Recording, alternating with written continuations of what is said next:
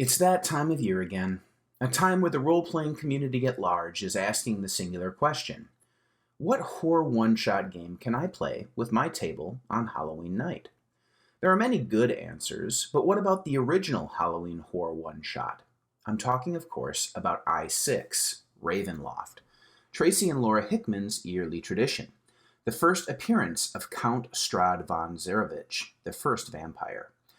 The famous module that spawned an entire campaign setting seems to be the obvious answer to the posed question, but it's often not mentioned or entirely forgotten.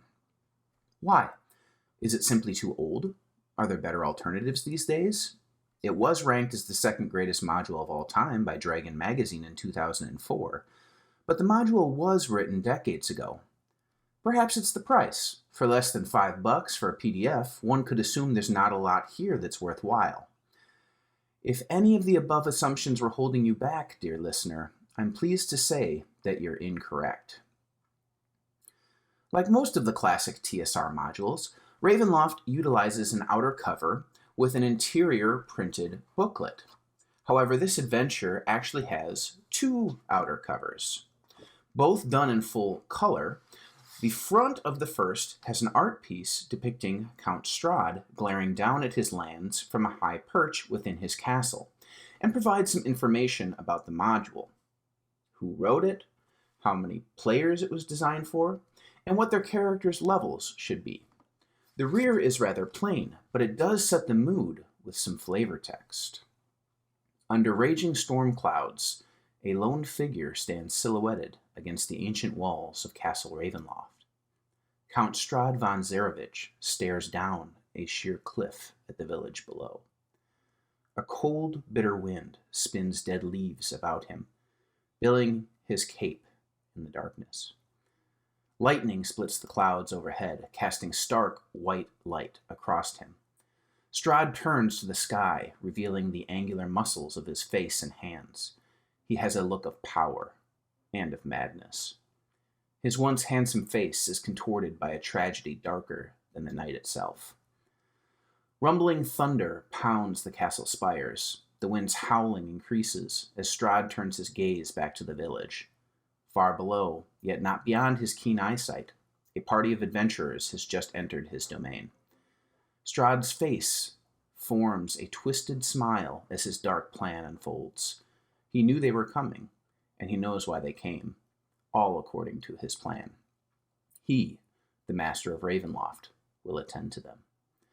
Another lightning flash rips through the darkness, its thunder echoing through the castle's towers, but Strahd is gone. Only the howling of the wind, or perhaps a lone wolf, fills the midnight air. The master of Ravenloft is having guests for dinner, and you're invited. The front and rear of the second cover is a map of Barovia, the lands within which Strahd's castle Ravenloft resides. Flipping to the interior of both covers shows an extremely intricate and detailed layout of the interior of said castle. There are 11 individual maps here, each indicative of a separate level of a monstrous dungeon. There are also two art pieces which add a bit more flavor, one of the interior of the fortified grounds, and one showing the truly massive scale of Ravenloft at 360 feet in height. If there's a major complaint I have with Ravenloft, these maps are it. The castle is complex. The maps are equally so. The author's intent was to make them simpler to read by stacking them on top of each other, from the highest heights to the lowest crypts of the basement. Even with this aiding the referee, it's still difficult to navigate your way through these maps, and there are even a few missing keys here and there, such as room K61, which should be on map 11, but isn't labeled. If the referee is watching their party walk through the castle, navigation should be a bit easier than reading the key and finding the rooms on the maps, but a modern eye taken to the castle interior to make it easier to work with would benefit this module. The interior booklet is black and white on light paper. The front has a section that gives a little flavor to Barovia and its lands, along with a table of contents, credits, and printing information. The rear begins mid-sentence and has some stat blocks. As the booklet is staple-bound, it does have a middle, which falls open to nothing of particular import. Every page here is packed with material. Although it's only 32 pages long, Ravenloft is extremely dense. Looking inside the booklet, the referee immediately sees what's important in running this module: Count Strahd von Zarovich. He is front and center as soon as one begins reading, and the introductory section sets the tone for this adventure. You see, Ravenloft is a bit gamier than other modules you may have played, as it has a clearly defined victory scenario. When the vampire, Strahd von Zarovich, is destroyed, this adventure is over. You may use every power available to the vampire to keep him and the game going. This may be counter to most other adventures you've run in the past, as it really is a referee versus the players situation, and frankly, it's a breath of fresh air. For a one-shot. Normally you wouldn't run a campaign like this, as the players, referee included, all should be working together to build a shared world. For a game played in one night, however, this is perfect. It's the player's job to kill Strahd. The referee has to do everything in their power while following the rules laid out in the module to prevent this from happening. The referee is technically omnipotent, but it wouldn't be any fun to cheat. The fun of Ravenloft is trying to kill the players while confining yourself within Strahd's personality and mindset while simultaneously adhering to his goals, and, since his objectives are not preset but rather assigned randomly, this makes the module a perfect one to rerun time and again. On Halloween night, for example. The key to making Ravenloft a success is playing Strahd correctly. There's an entire page devoted to him, and, as the module suggests, you must play Strahd in the same way the players play their characters. He is of genius-level intellect. Play him as a genius. Attack the players how and where it's most advantageous. He knows when to withdraw, and has the tools to escape nearly all dire situations. He also knows his castle, which is basically Strahd's funhouse of doom, and he's going to use it to maximum effectiveness. Normally, this would allow an easy killing of any party. However, that's not necessarily Strahd's goal. He lured the players to his domain for a specific purpose, detailed in the next set of pages. Here, in the Fortunes of Ravenloft section, some AC and to hit modifiers are randomly determined, along with the locations of several key items of import.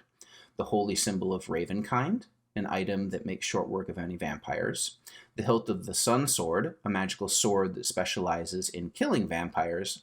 And the Tome of Strahd, a book written by Strahd himself that contains lore that can be used against him.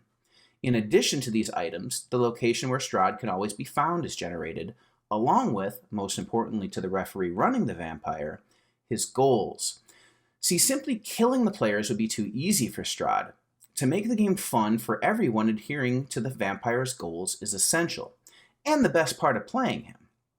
One of his objectives is impersonating a character by polymorphing one that's isolated into his own likeness, polymorphing himself into their likeness, then convincing the party he's found a way to escape the gates of Barovia.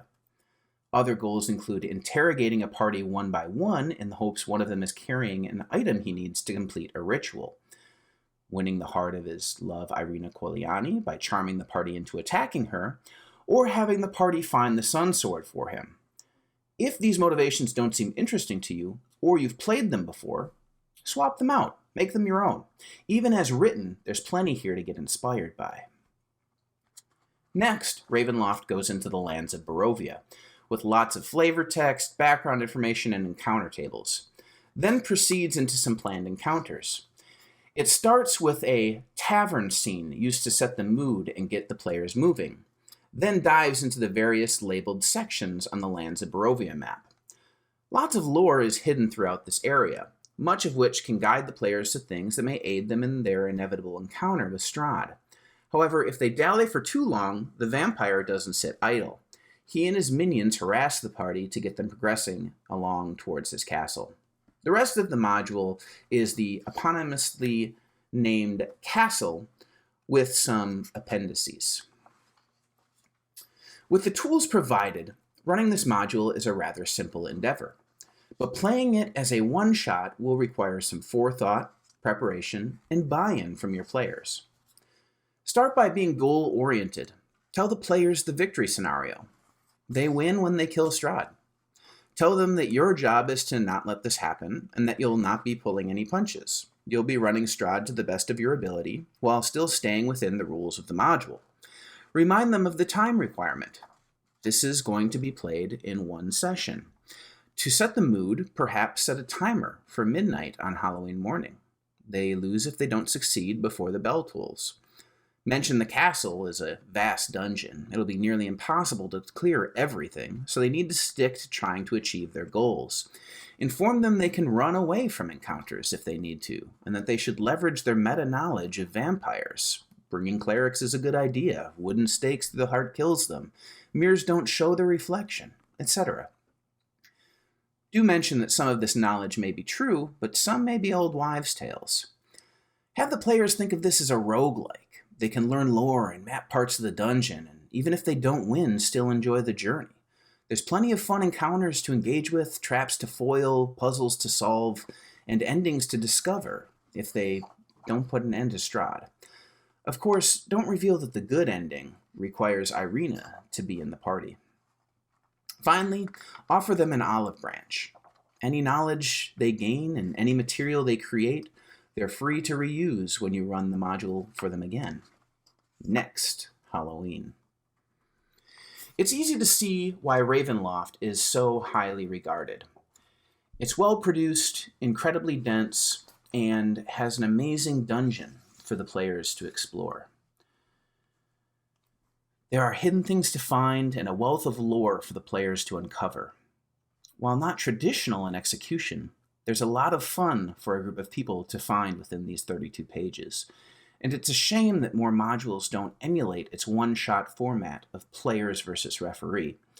My assumption is that this is a rare type of scenario because it's difficult to pull off effectively. Ravenloft succeeds by turning it into a game, orchestrated by Strahd and with the referee at the helm.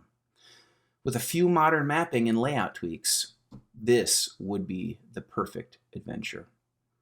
I give Ravenloft a 19 out of 20.